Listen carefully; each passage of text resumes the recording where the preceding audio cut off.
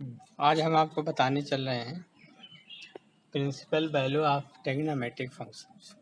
जैसे sine inverse function का कल ग्राफ प्लॉट किए हुए थे, तो उसमें आपको प्रिंसिपल वैल्यू ब्रांच बताई गई थी। तो ऐसे ही हर फंक्शन का प्रिंसिपल वैल्यू ब्रांच है। तो किसी भी ट्रिग्नोमेट्रिक फंक्शंस की जो प्रिंसिपल वैल्यू होती है, जब वो प्रिंसिपल ब्रांच में लाई करेगी तभी वो उसकी प्रिंसिपल वैल्यू होती है। जैसे यहाँ पर देखिए, ये फंक्शन है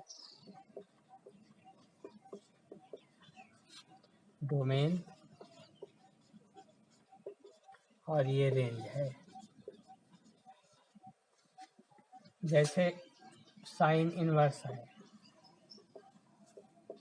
साइन इनवर्स फंक्शन का जो डोमेन होगा ये होता है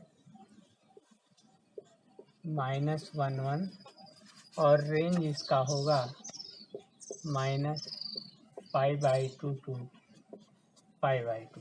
ग्राफ में आपने देखा था कि जो साइन है, साइन इनवर्स एक्स या साइन एक्स की जो मैक्सिमम वैल्यू वो +1 होती है और मिनिमम वैल्यू -1 होती है। इन्हीं के बीच में साइन इनवर्स एक्स की सारी वैल्यू एग्जिस्ट करती है। ये उसकी मैक्सिमम वैल्यू थी और ये मिनिमम वैल्यू थी। तो इस तरह से इनवर्स साइन इनवर्स एक्स या साइन इनवर्स फंक्शन का जो रेंज होगा वो -π/2 to π/2 होगा और डोमेन इसका -1 to 1 होगा। सेकेंड है आपका जैसे कास इनवर्स एक्स है, कास इनवर्स एक्स का जो डोमेन होगा ये भी इसका -1 है। आप जानते हैं कास 0 की वैल्यू 1 होगी और कास पाई की वैल्यू -1 होती है। इस तरह से ये वैल्यू इसका डोमेन होगा और रेंज इसका होता है 0 पाई। थर्ड आप देख लीजिए, this is tan inverse x. tan inverse x का जो डोमेन होगा वो रियल नंबर में सारी वैल्यूज होंगी और इसका रेंज होगा -π/2 to π/2 होगा। फोर्थ है काट इनवर्स एक्स या काट इनवर्स। काट इनवर्स का जो डोमेन होगा ये रियल नंबर होगा और रेंज इसका होगा 0 to पाई। ऐसे ही कोसेक इनवर्स का जो रेंज होगा, डोमेन होगा, वो R-1 to 1 होगा और रेंज इसका होगा -π/2 to π/2 एक्सक्लूडिंग 0 ये होगा। और कास इनवर्स का हो गया है सेक इनवर्स का डोमेन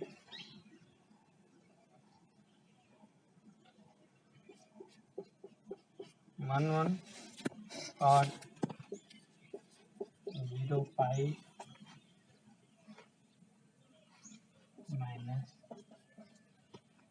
-π/2।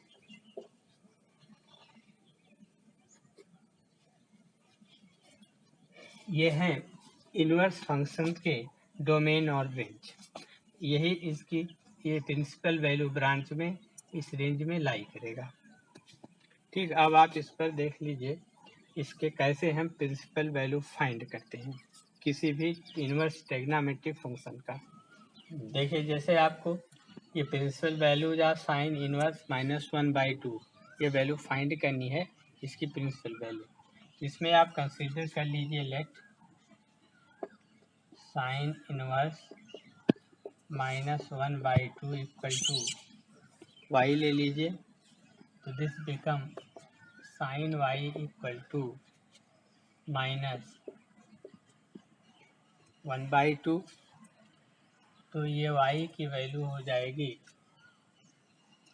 ये साइन माइनस π/6 की वैल्यू होगी।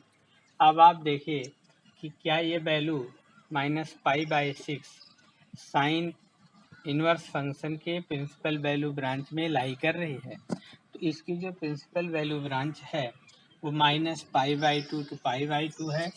Principal value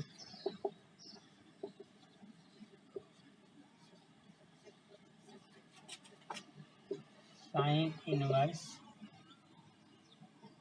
of sine inverse function ये है -π/2 टू π/2। ये प्रिंसिपल वैल्यू ब्रांच है। अब देखिए क्या ये वैल्यू जो आई हुई है -π/6 क्या इस प्रिंसिपल वैल्यू में लाई कर रही है। अगर इस प्रिंसिपल वैल्यू के रेंज में लाई कर रही है तो यही इसकी वैल्यू होगी। Since -π/6 belongs to -π/2 to π/2, so principal value of sine inverse -1/2 is -π/6। हाँ देखिए, जैसे इसमें आपको फाइंड करना है, find the principal value of tan inverse -1। आप इसमें कंसीडर कर लीजिए let y equal to tan inverse -1, that is tan y equal to -1। ये वैल्यू है tan -1 वैल्यू होगी tan -π/4 की।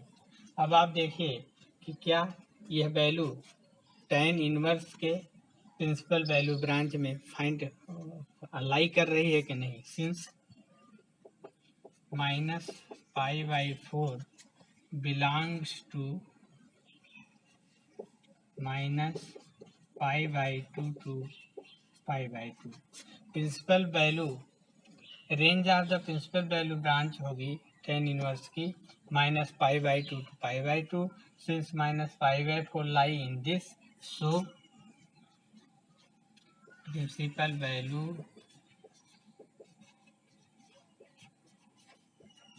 ऑफ tan इनवर्स -1 इज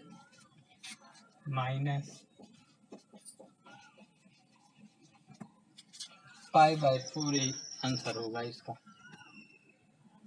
देखिए जैसे ये क्वेश्चन है cos इनवर्स 1/2 + 2 साइन इनवर्स 1/2, इसकी वैल्यू फाइंड करनी है कि इसकी क्या वैल्यू होगी। आप देखिए cos इनवर्स 1/2 की वैल्यू आप रख दीजिए, मतलब कि किस cos एंगल की वैल्यू 1/2 होगी। तो ये होगी वैल्यू, आप देखिए cos π/3 की वैल्यू 1/2 होती है, तो cos इनवर्स 1/2 की वैल्यू π/3 हो गई प्लस 2 इंटू साइन इनवर्स 1/2।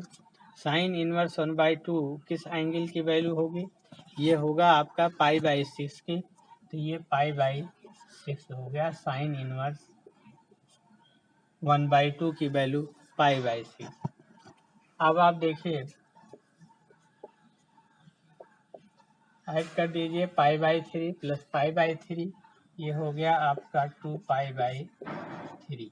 यही इसका रिक्वायर्ड आंसर होगा।